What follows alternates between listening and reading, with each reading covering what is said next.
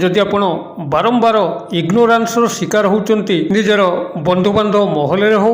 परिवार मध्य हो किंबा निजर लव लाइफ रे हो जदि आपण को अणदेखा कराउची आपणकर कथा को गुरुत्व दिया जाऊ नहीं आपण सर्वस्थान रे स्नेह प्रेम चाहूला बेले आपण को उपेक्षा कराउची तेबे एई शक्तिशाली महा उपायर सहारा नियंतु एवं किभली चमत्कार घटुची मते कमेंट बॉक्स रे शेयर करंतु एक एभली उपाय जहार अवलंबन मात्रके ही आपनकर समस्त इग्नोरांस निमिषके दूर होता है जो मैंने आपन को आज पचार नहांती से मैंने आपन को मुंडे बसिया पे आरंभ करते ही शक्तिशाली महा उपायटी को आपण माने एही निर्दिष्ट विधि मते पालन करिकरी निज जीवन में जो भाव में प्रेम प्रणय संपर्क को साकार रूप प्रदान करें से भाव में निजर वृत्तिगत चाकरी क्षेत्र हो वाणिज्य व्यवसाय स्थली हो समस्त प्रिय भाजन होकर दृष्टि आकर्षण करें परिवार मध्य एक उच्च स्थान अधिकार करी सबु सदस्य मानकर स्नेह प्रेम लाभ करें तेज महान उपायटी को आपण मान आगे उपस्थापन करने पूर्व क्षुद्र निवेदन जदि आप आज प्रथम बार करके चैनल पाठ देती एवं यही कंटेंट आपन को रुचि रोचे तेज चैनल कड़े थिबा लाल कलर सब्सक्राइब बटन क्लिक करी बेल आइकन क्लिक कर ऑल नोटिफिकेशन उपर क्लिक करी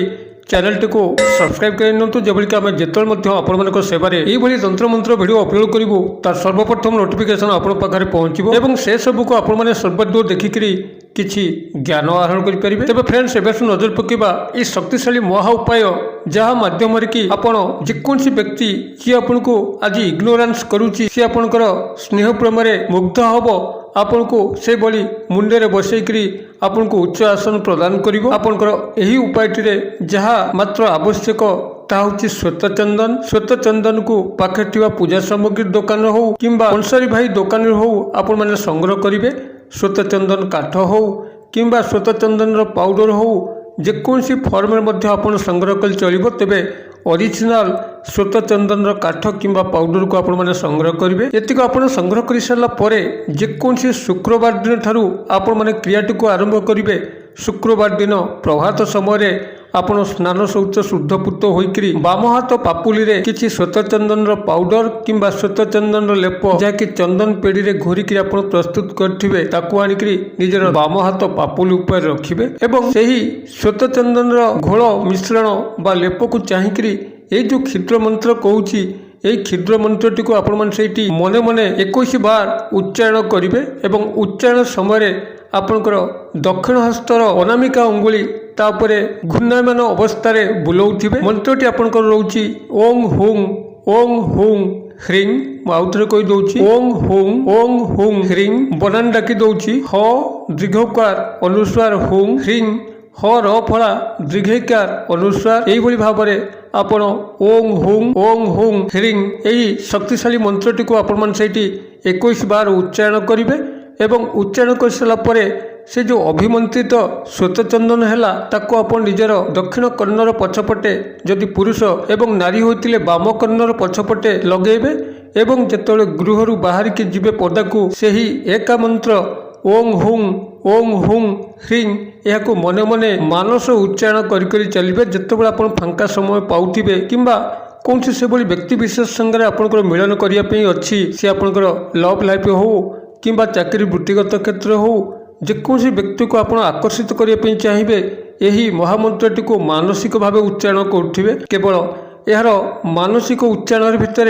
आपण भितर एक एभली तंत्र समूहन वशीकरण शक्ति उत्पन्न हम आपण को सही समय जी मध्य देखिब तत्काल आपंकर वश्यता स्वीकार कर आपण आड़ को ढलिया लगे जेकोसी शुक्रवार ठारू आपण माने आरंभ करेंगे आपंकर यही उपाय सह शुक्र ग्रहंकर संपृक्ति अच्छी जे कि आपण मानकर जीवन में समस्त तंत्र समूहन वशीकरण शक्ति को भरणा करथांती आकर्षण तत्व को भरणा करथांती एवं जीवन में स्नेह प्रेम तत्व को मध्य भरणा करथांती धन ऐश्वर्य विलास व्यसन प्रदान करने सबु ग्रह मानकर मध्य शुक्र ग्रह ही श्रेष्ठ अतएव आपण माने यही क्रियाटी को जेकोसी शुक्रवार दिन प्रभात समय स्नान शौच शुद्धपूत होकर आरंभ करेंगे एवं क्रमागत भाव में यार नित्य जपन एवं नित्य यही श्वेत चंदन अभिमंत्रित करके व्यवहार करके देखिए मात्र गोटे सप्ताह करंतु यार चमत्कार कौन जानीपर जो मैंने आपन को से भाव में इग्नोरान्स कर चलते से आपन को दंडे न देखले रहीपर ना आपण मिलामिशा करने लगे आपन को ମୁଣ୍ଡରେ ବସେଇକିରି ବୁଲେଇବେ ଉପାୟଟିକୁ ଆପଣମାନେ କରନ୍ତୁ। କିଭଳି ଚମତ୍କାର ଘଟୁଛି ମୋତେ କମେଣ୍ଟ ବକ୍ସରେ ଲେଖନ୍ତୁ। ଭିଡ଼ିଓଟି ଭଲ ଲାଗୁଥିଲେ ଲାଇକ୍ କରିବା ପାଇଁ ଭୁଲନ୍ତୁ ନାହିଁ। ଆପଣଙ୍କର ଗୋଟେ ଲାଇକ୍ ଆମର ମନୋବଳକୁ ଦୃଢ଼ କରିକିରି ଆପଣମାନଙ୍କର ସେବାରେ 24 ଘଣ୍ଟା ନିୟୋଜିତ ହେବା ପାଇଁ ବାଧ୍ୟ କରିଥାଏ। ଆଉ ତେବେ ଲାଇକ୍ କରନ୍ତୁ। ସାଙ୍ଗସାଥି ମହଲରେ ଆପଣ ଯେତେ ମଧ୍ୟ ସୋସିଆଲ ସାଇଟ୍ରେ ଲିଙ୍କ୍ଡ ଅଛନ୍ତି, ଫେସବୁକ୍, ହ୍ୱାଟ୍ସଆପ୍, ଇନଷ୍ଟାଗ୍ରାମ, ଟ୍ୱିଟର ସର୍ବସ୍ଥାନରେ ଏହାକୁ ସେୟାର କରି ଚାଲନ୍ତୁ, ଯେପରିକି ଏହା ସମସ୍ତଙ୍କ ପାଖରେ ପହଞ୍ଚିବ। ସମସ୍ତଙ୍କର କଲ୍ୟାଣ ସାଧନ କଲେ ଆପଣଙ୍କର ସ୍ୱୟଂ କଲ୍ୟାଣ ସାଧିତ ହେବ। ଭିଡ଼ିଓର କ୍ଷୁଦ୍ର ପରିସର ମଧ୍ୟରୁ ମୋତେ ଏଇଟା ଯେ ବିଦାୟ ଦିଅନ୍ତୁ। ପୁଣି ଆପଣମାନଙ୍କ ସହ ଦେଖା ହେବ ଏଇଭଳି ଏକ ଶିକ୍ଷଣୀୟ ଭିଡ଼ିଓରେ। ସେ ପର୍ଯ୍ୟନ୍ତ ଦର୍ଶକ ବନ୍ଧୁ ଆପଣମାନେ ସମସ୍ତେ ମଙ୍ଗଳମୟଙ୍କ କୃପାରୁ ଭଲରେ ଥାନ୍ତୁ। ରହୁଛି।